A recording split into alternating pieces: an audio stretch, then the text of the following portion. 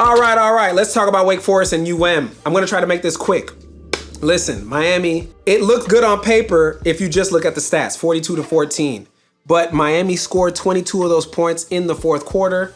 So it was a 20-14 ball game, literally for like 2 quarters. Miami, this was an unimpressive win, if you ask me. They had a very impressive fourth quarter, which I think is important for them. I think it's important for them to start getting some style points because they've been struggling throughout the season. People aren't necessarily sure of what kind of team they really are. I'll just say this. It was nice to see Miami start making some plays on the defensive end. Started getting some sacks to stop drives. Pick six. Haven't been seeing that from Miami all season. The best defensive effort I saw Miami have all season was against the Florida Gators. A lot of these teams, because the schedules, college football and the NFL football is completely different. In the NFL, you got conference games. Depending how strong your conference are is really the deciding factor on how many tough games you have there. But you tend to always have a good 2-3 tough games throughout the season regardless. Then you got the playoffs and then you get the Super Bowl. In college, at least in the past, you were able to have just a pretty basic schedule. Win all your games and you're good. You get to get into the bowl game and you get to go to your conference game, bowl game, and possibly championship game. But that's not going to work anymore. You got to have some style points. You got to beat some teams pretty convincingly these days because of the point system, because of the college football playoff and how competitive it is. And Miami is kind of somewhere in this space where if they weren't ranked so well, they might not make the playoff. They might not make it into this ACC title game. If Clemson doesn't lose that first game of the season to Georgia the way they lost, when Clemson went on that winning streak, Clemson potentially works their way into the top 10 again, and Clemson's ranked better than Miami. And then Miami loses later in the season and Clemson is ranked better. So now we're looking at a situation where it's Clemson and SMU. But with that being said, I think Miami's a better story than Clemson. I think Miami's just as good of a story as SMU, if not better. That's, toss up. And again, like I said, to see Miami's defense start playing well is a good sign. But they're playing against Wake Forest, man. I mean, this Wake Forest team was 4-7 before this game. 4-6 before this game, now 4-7. And they struggled with them. They struggled to put them away. And the interesting thing is Miami dominated the entire game. They had more first downs, 27 first downs to Wake Forest's 12. Miami was 7 for 12 on third down. They didn't run into any fourth down scenarios. They had 70 plays to Wake Forest's 57. They punted the ball less. Had just as many turnovers. They won the time of possession battle just barely. This is a game I want to see Miami win 70-14. I'm tired of seeing Miami in these close games.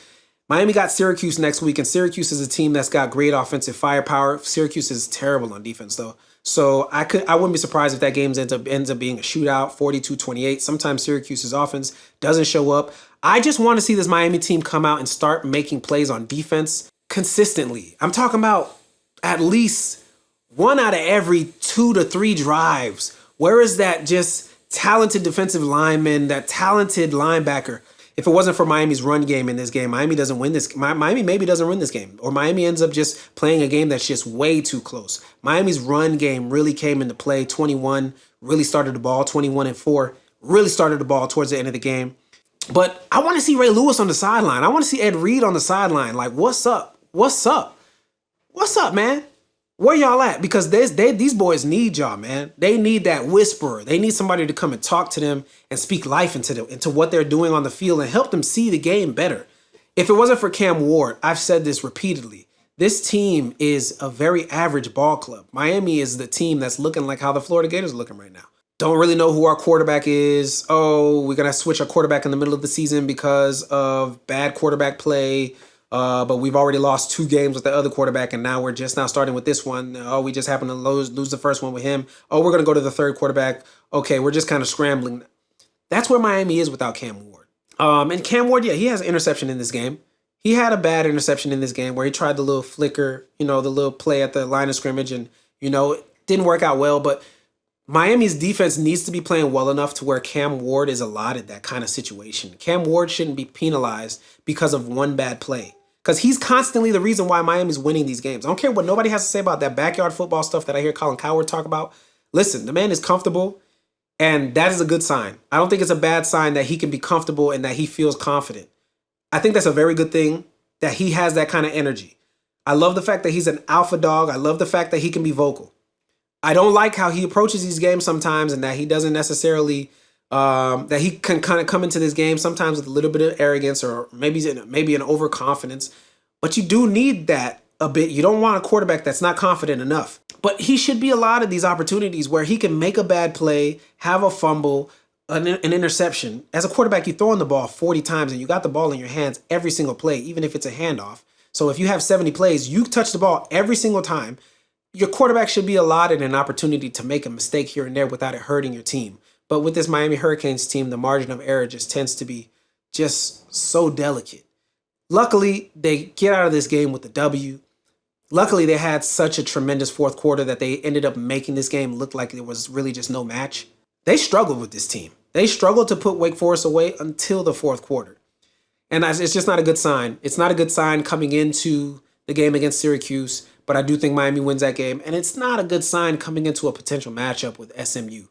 Miami needs to be in the space where they are playing their best football. Why can't you be playing your best football? I hope their fourth quarter leads them into how they play against Syracuse. Because it's hard to watch this Hurricanes team struggle with teams they shouldn't be struggling with. So, based on my notes, I've kind of covered everything. You know, drop passes in the fourth quarter, kept the game closer than it should. Miami's not good enough consistently enough, but they can be so good when they are good.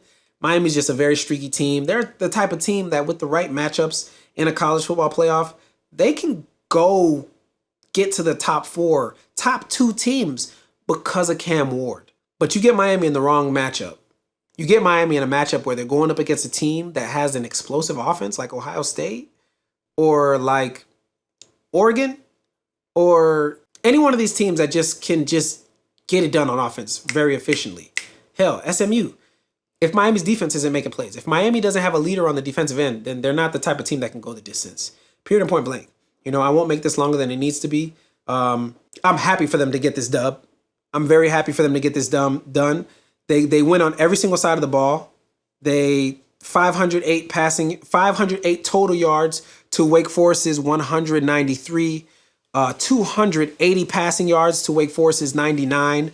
228 rushing yards to Wake Forest's 94. They average 7.3 yards per touch. Wake Forest only averages 3. These are winning ingredients. Tell me why then does it take you to get to the fourth quarter to break this game open when you dominate like this, when you have 2 to 3 times more yards than they do? Little plays, drop passes, giving up first downs when you shouldn't be giving up first downs, penalties. Miami just finds ways to hurt themselves. They had more penalties than Wake Forest. They had 7 penalties to Wake Forest's 3. Miami finds ways to hurt their momentum.